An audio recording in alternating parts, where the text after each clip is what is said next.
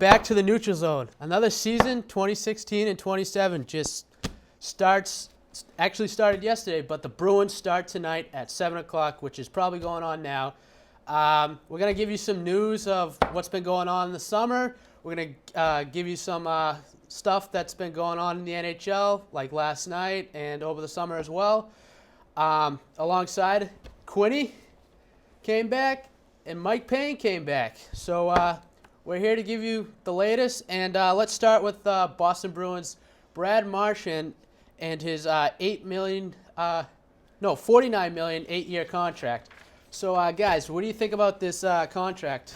Oh, thank you first for having us back for another season. I think it's a great move. I think they got him at below market value. He didn't lead the NHL in goal scoring last year, but he had the highest number of goals for a Canadian-born player last year. I think he was going to command over $7 million per season. He's accountable in his own zone. It's a great signing. Yeah, I think it's great for the Bruins. See someone take a hometown pay cut like that to stay with the Bruins is a great thing. He lit it up in the World Cup, so he definitely would have got 8. He would have got definitely 7, if not 8. So to get him at 6.125 is a great thing. Yep, and he was on Team Canada alongside with Patrice Bergeron. Patrice Bergeron is not playing tonight. We don't know if he'll be back for Saturday as well, but lower body injury. But we're going day to day for Patrice Bergeron, and there's a couple other players that are not participating in a few games. Kevin Miller, I think is. Kevin Miller and Adam McQuaid will also not be in the lineup tonight. Upper body injury, and Kevin Miller had surgery, so he's recovering for 6 weeks, and we'll see what happens after those 6 weeks. And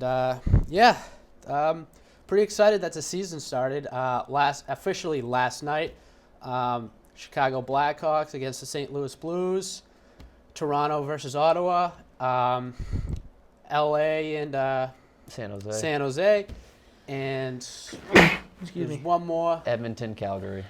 Edmonton and Calgary. And speaking of the Toronto Maple Leafs game, what'd you guys think of Austin Matthews and his first NHL debut with not only a hat trick but a 4th goal and made NHL history? It's awesome for the sport. It's awesome for the face of American hockey. It's inevitable he's going to be on future Olympic teams to come. In typical Maple Leaf fashion, they found a way to lose the game.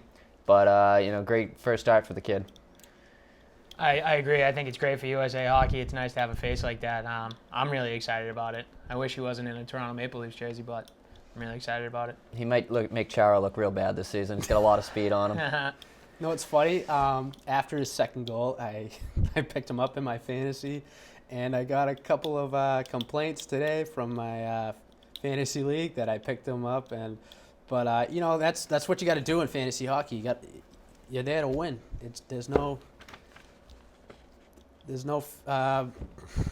Anyways. Also, Claude Julien is back, 10th season. What do you guys think about this decision by Don Sweeney? I mean, he's sticking to his number one, Coach Claude Julien. I mean, at the time, at that moment, I was kind of bummed. I'm going the route where close one door, open a new door, but because we just got so many new players, everyone's moving on. What do you guys think? I think it's absolutely atrocious. I think Don Sweeney might have done it because if he brings in his own coach, he's going to have his own sense of accountability. But he's leaving this guy in that his team's collapsed. They couldn't even back their way into the playoffs with bad records down the stretch. I agree too. The team has just crumbled underneath him at the end of the season. It's been the story for the last 2 years now. I'm interested to see what happens this year, but I don't agree with the signing at all. Yeah, I mean, I have some mixed thoughts, but, I mean, what can I say?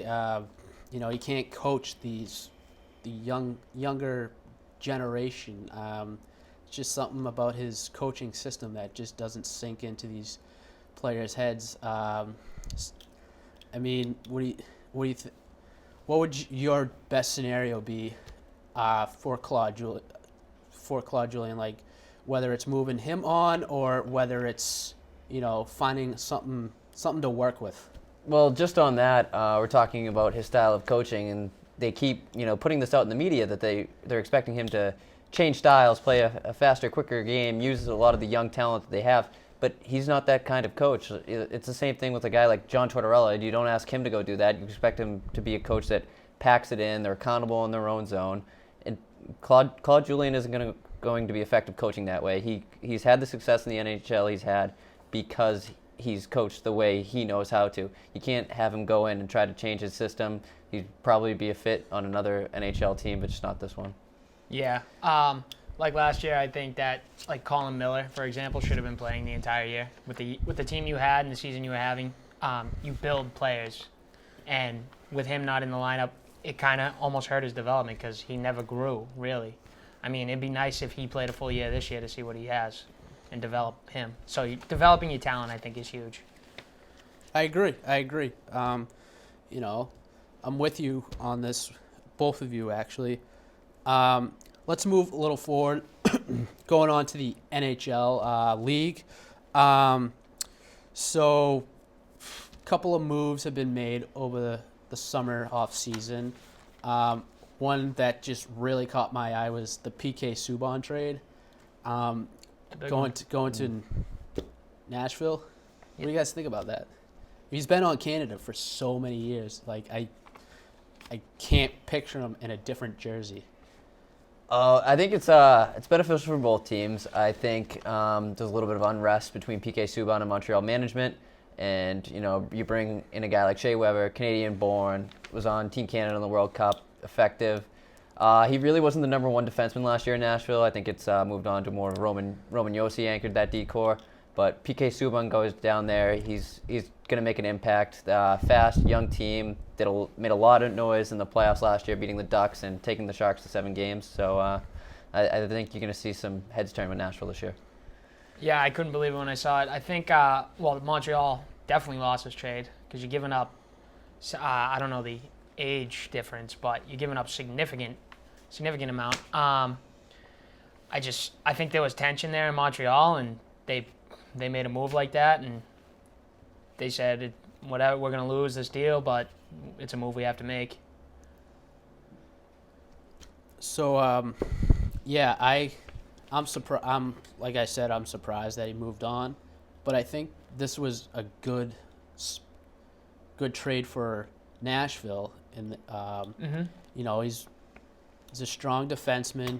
He knows what he's doing. He's been around the league for years. Absolutely. And I hope for the best of him. He's a talented player. It kind of upsets me. I know, like, I'm a hardcore Bruins fan, but like just watching him play against the Bruins, it was just for Montreal. It's just something to look forward to.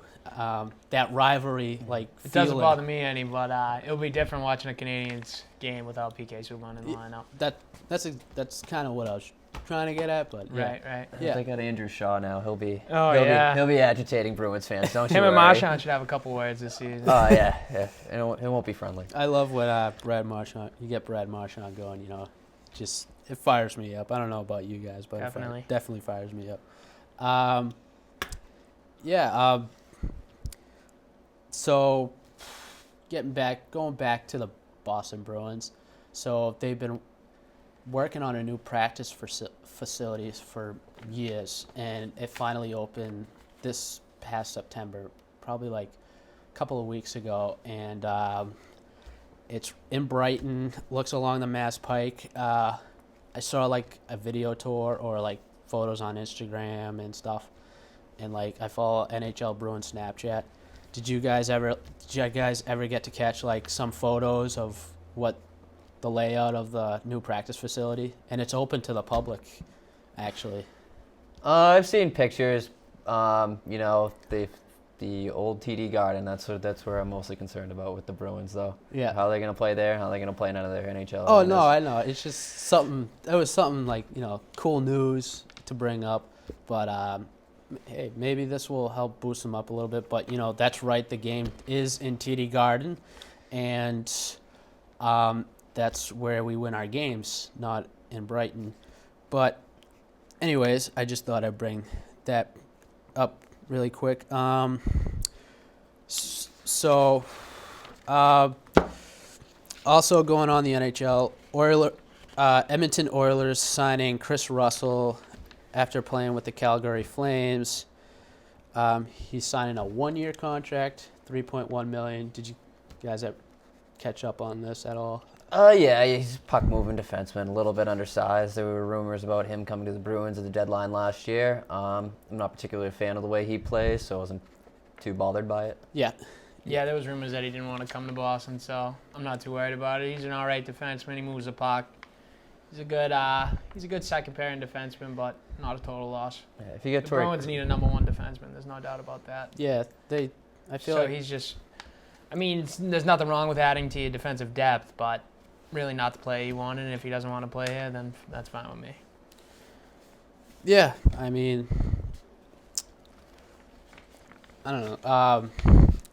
Also, Edmonton Oilers picked up former LA King, former Bruins. I feel like Peter Shirley loves this guy, Milan Lucic. Were you guys surprised? No, I had heard rumors. He's from Western Canada. It's probably a good signing for them. They need somebody to protect their young superstar, Connor McDavid. And he's also got some offensive prowess to him. Yeah, they needed some grit. That's what Lucic brings. Big presence in front of the net, and protecting Connor McDavid's number one priority out there. Oh yeah, no, I agree. So we brought up a couple of Bruins being out. We also have Sidney Crosby out. Jack Eichel. Carey Price is out. There's a lot of talented players that are not starting this season, and it's mostly like day-to-day recovery to see where they're at, if they can play the next day or the next couple of days. So what these strong players, what do you think? You think these young guys in the NHL league, not just the Bruins, need to like step up and perform like as young players? I think for Buffalo, it's a big hit. You're losing the face of your franchise for up to 6 weeks with Jack Eichel with a high ankle sprain. But injuries happen in hockey. It's a tough sport. It is a tough sport. I think it's a great opportunity for young players to step up. I think a lot of these players got banged up in the World Cup.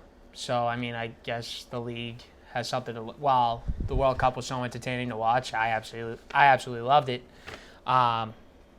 It's just something that the league should take in account for, because now players are coming back and they're missing the first few games of the season. Pretty consistent as you go around, too. Yeah. Even Jonathan Quick got hurt last night, playing the yeah. World Cup. That's what it seems like. Yeah. Crosby, Bergeron, Eichel. So, World Cup was in Toronto this past September. What'd you guys think of the overall results?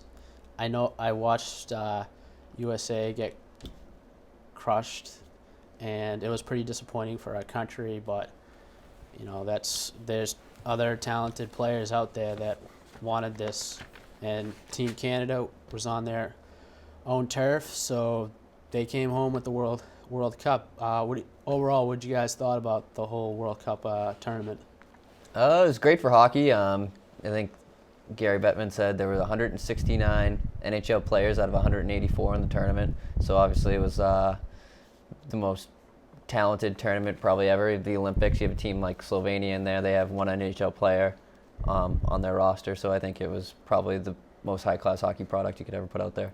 Yeah, I think it was awesome for the league, because people are watching that now because it's televised on ESPN. Yep. So now it's reaching out to everybody, and everyone's seeing what a great game it is. I mean, the North American U23 team was just absolutely unbelievable to watch, and it's just such an exciting game, and it brings that excitement factor to people that wouldn't really watch hockey, I guess.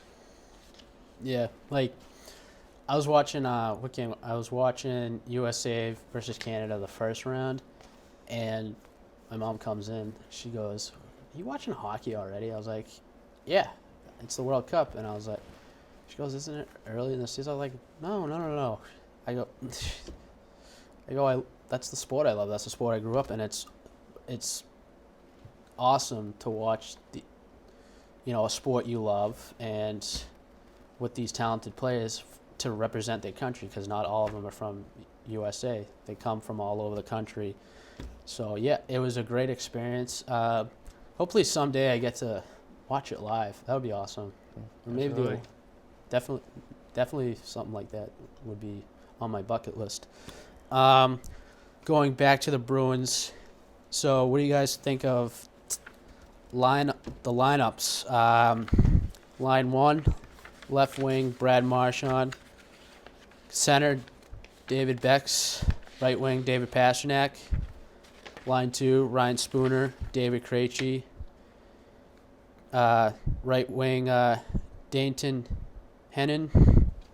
Line 3, left wing, Matt Bolesky. Center, Austin Kuzmic. Right wing, Jimmy Hayes. Line 4, left wing, Dominic Moore. Center, Riley Nash. And right wing, Noel. I can't pronounce this last one. Kari.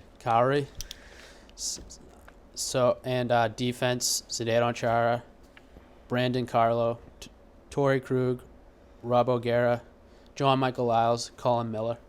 What do you guys think about this little shift change going here?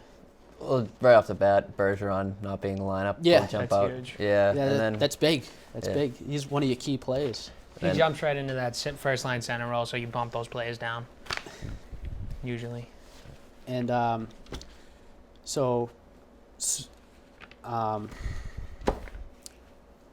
Gustafson went down to Providence. I think Frank Vetrano went down to Providence as well.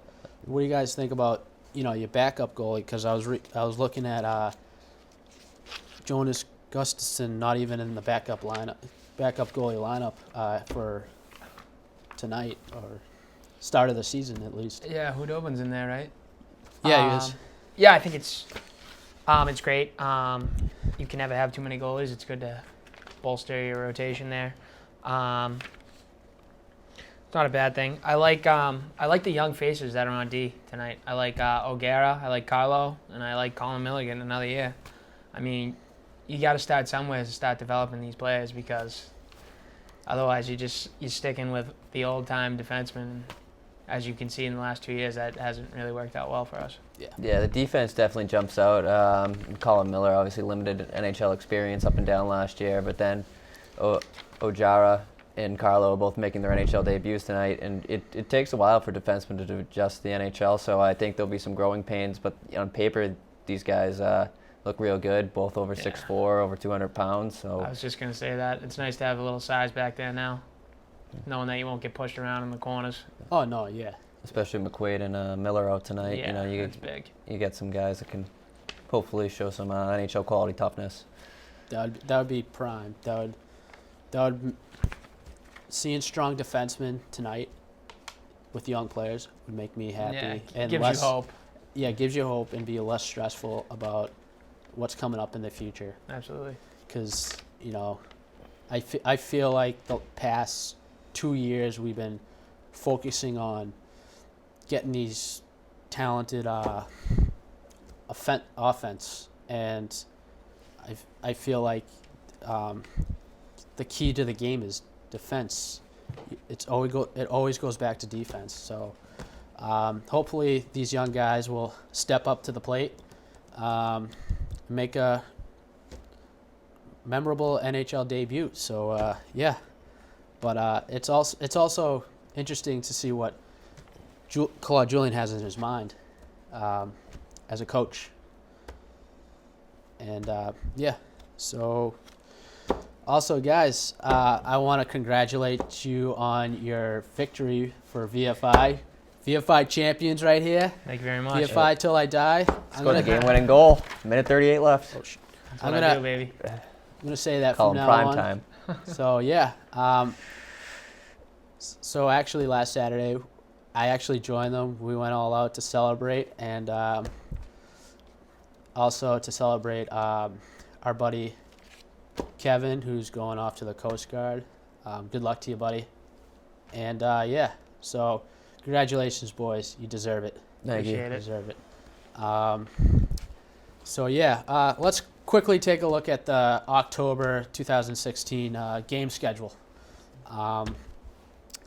Apparently, I don't see it on the screen, so just read it amongst yourselves. Toronto on Saturday. Yes, That's gonna be a That's fun gonna be one to watch. interesting. Austin Matthews will be a second Austin career game. Matthews, my boy, my new boy. Hit him early and often. Welcome to the NHL. It's going to be interesting to Pick him see up what he early. does. Young defenseman, old defenseman. Not a lot of space. Yeah. No, and I hope PJ Axelson out I there hope to he shadow doesn't him. after that game debut. I hope he doesn't choke for the rest of the season, because then that's just my luck. But no, I think he'll be fine. Yeah. I don't think he's on pace to score 360 something goals or 80 something goals. I heard that if he got 4 goals a game, but yeah, no, he's a good player. He'll put up some numbers. It's a good start. He definitely beat Sidney Crosby's record. Also, let's take a look at that first page November schedule, and so yeah, hope the best of the kid, but I hope we go far this season. We were one game away from making the playoffs? Yeah, they lost 9 out of the last 12. Away, right? Yeah. Yeah. Tough way to end the season. So, Getting beat at your own. Getting beat on home ice by Carolina was real tough. yeah. So yeah. What else? What else is going on in the NHL? Johnny Gaudreau finally signed this week. Johnny Gaudreau, Johnny yes. Hockey, baby. Not too much on the score sheet for himself last night, and his team lost, but that's a good signing for Calgary. There were rumors that Philadelphia was going to pursue him. He's from New Jersey. That's his hometown team. So good thing for teams in the Eastern Conference that he's not coming this way. Yeah, he was another impressive player to watch in the World Cup for the North American team. Yeah. Also, I forgot to mention, so we talked about late last year, probably one of the last episodes or the last couple. Las Vegas is actually making some moves. They hired their GM and their owner or director or whatever. They've started hiring some people to get the organization flowing, and George McPhee says he's been busy. He's only been on the job for like 3 months, and he's getting directors and all that out of the ice and media stuff behind the scenes of the organization. So it seems like Las Vegas is moving along and getting that new team going. So good luck to you guys. So yeah, I just want to quickly bring that up, and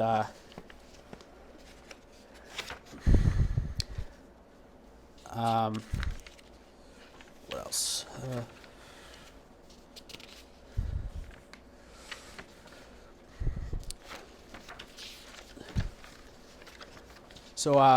Actually, guys, what are your predictions coming playoffs?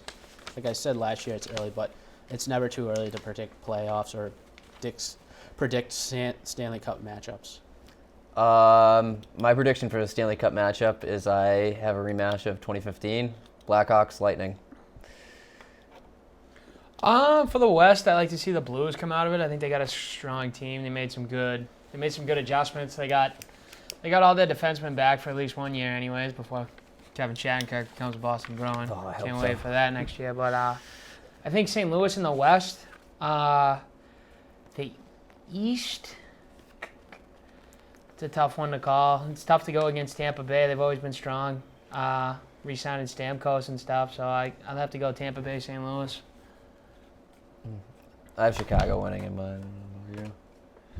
I don't have Chicago in There you the go. Cup, so it's tough to Yeah, have St. Chicago Louis to winning. Tampa Bay.